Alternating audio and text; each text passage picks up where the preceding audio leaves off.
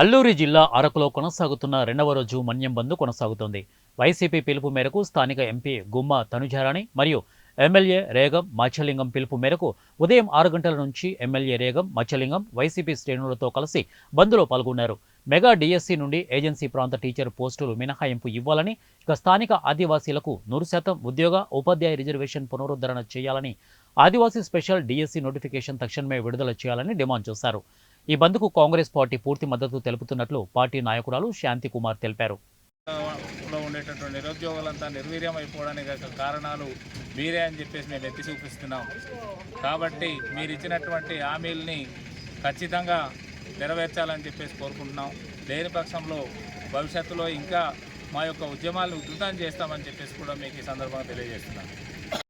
అందరికీ నమస్తే అండి. ఈవేళ ఏజెన్సీ ప్రాంతంలో రాష్ట్ర వ్యాప్త మన్యం బంద్ అనేది రెండో రోజు కొనసాగుతుంది. ఈ రెండో రోజు బంద్ అనేది చాలా ప్రశాంతంగా విజయవంతంగా జరుగుతుంది.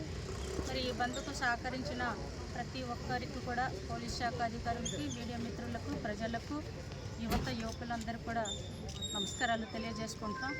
ముఖ్యంగా మా ఏజెన్సీ ప్రాంతంలో ఉన్న పలు సమస్యల కోసమని ఈవేళ ఈ బంద్ అనేది నిర్వహించడం జరుగుతుంది. ఇందులో ప్రత్యేకమైనది స్పెషల్ డిఎస్సి నోటిఫికేషన్ విడుదల చేసి గిరిజన ఆదివాసులకు రక్షణ కల్పించాలి.